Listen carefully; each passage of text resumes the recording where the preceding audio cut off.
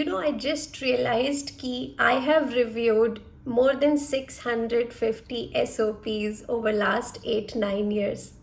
And that's such a mind-blowing number that I just started thinking about it. And what did I learn from all these reviews? And I want to share the crux of it. And basically, I want to point out the most awful mistakes that I see in the SOP all the time. Now, of course, when I'm reviewing it, I make sure that I get those corrected. But let's say you are working on your own and not working with the application or admission consultant, then please make sure कि आप ये mistakes अपने SOP में मत करिए. So let's get into it.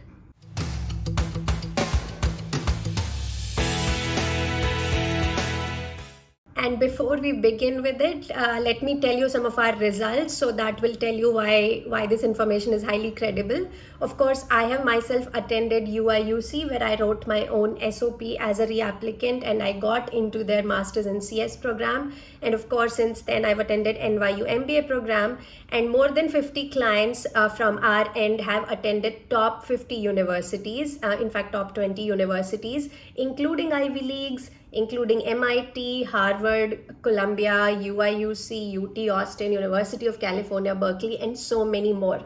So जो मैं आज आपको mistakes बताने वाली हूँ, उसके साथ में मैं ये भी बताऊँगी कि इस mistake की जगह आपको क्या करना चाहिए. And I'm going to also share the excerpts from some of these SOPs which have gotten into these top 10 universities, okay? So this is very legit information. In fact, you should save this video so that you can come back to it whenever you are writing your SOP.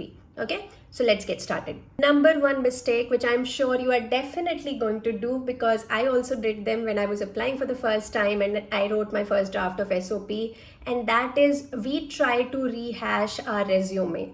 We just try to copy statements of our resume and put them in our SOP. For example, you might write, I did my CCNA and CCNP certification. I got 9+ GPA in my final year. These are all statements, facts, but they do not look good on your SOP as it is. In fact, you have to tell the story behind these things. So let's take an example. So for example, you can say that I built a calculator app using Java, right? This is what you've written in your resume as well. But a better way to write that is this. Notice how the person is actually talking about the motivation behind this project and how he got it done. This is what we mean that in the SOP, it's all about telling a story. It's a statement of purpose, not just factual bullet points, okay? So always try to narrate everything in a context, in a story, which makes sense with a program that you're applying for. Second mistake that you're also going to make is making hollow claims. So like if you say that I've been passionate for electronics ever since I was a child, why should I believe you? Right? Anyone can make a claim about themselves, but admission committee is not going to take it on the face value. So what should you do? Let's take an example here. Now you can say that I have been an expert at engineering management, or I've become an expert at engineering management. This is a bad way of saying it, but instead you should show it with some proof. So for example, you can say this. Notice how this person is showing a real project he worked on, which gave him the exposure, expertise, and experience required for engineering management. Now, the admission committee is feeling that yes, this guy has done pretty solid work in engineering management. Okay, so that is what you want to do. You don't want to make just hollow claims in your SOP. Thirdly, please try to avoid cliches and platitudes, and definitely no fluff words, okay? I can't tell you how many times I've seen in data science applications that I want to help businesses make better decisions using data. It's not a wrong statement, it's just not an exciting statement. It does not tell me something different about you. So you want to write something that sounds more legitimate and insightful and makes the admission committee feel more excited about you. And also I've seen statements like these, which you can see they do not work. And they do not help you getting a good admit. So please avoid these kind of phrases.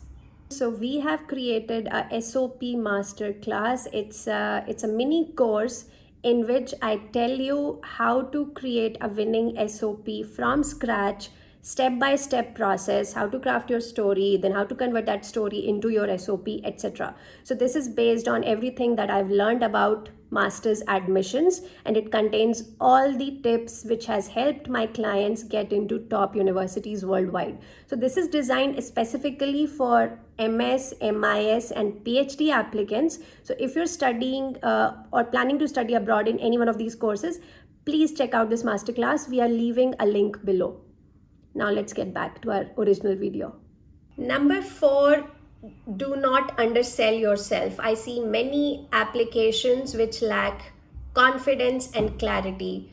And that is one of the biggest killer in your SOP, because then you're giving an impression to the admission committee that you really don't know what you want from life.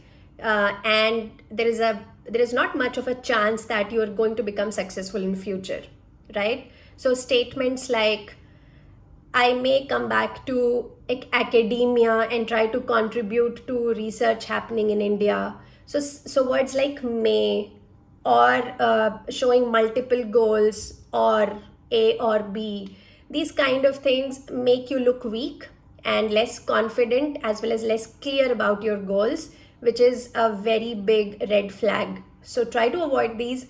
Be more assertive, be more confident in your goals and what you're trying to do post masters. Last mistake की अगर हम बात करें तो ये होता है जब आपकी प्रोफाइल में कोई वीक पॉइंट है लेकिन आप उसको completely इग्नोर कर रहे हैं आपके एप्लीकेशन में.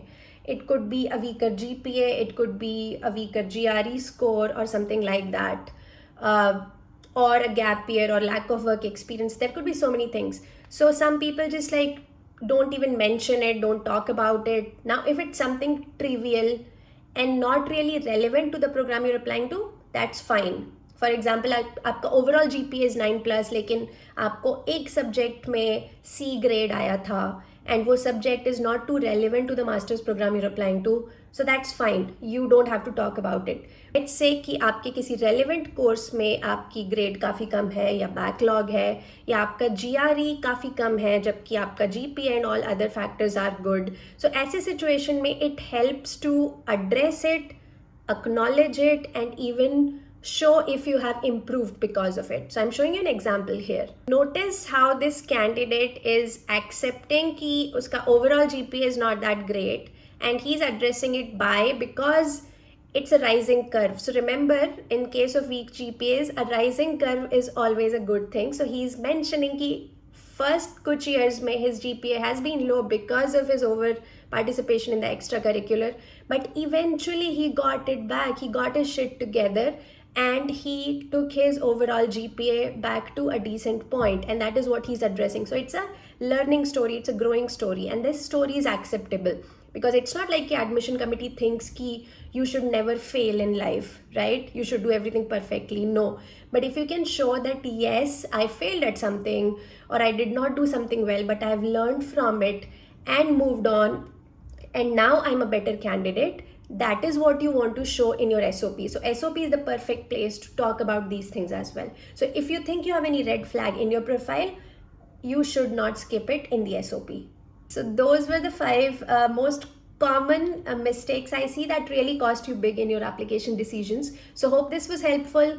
Bookmark it, come back to it when you're writing the SOP and make sure you are not making these mistakes. And if you have questions, leave them in the comments. I'll try to address them soon. And I will see you with more application tips next week.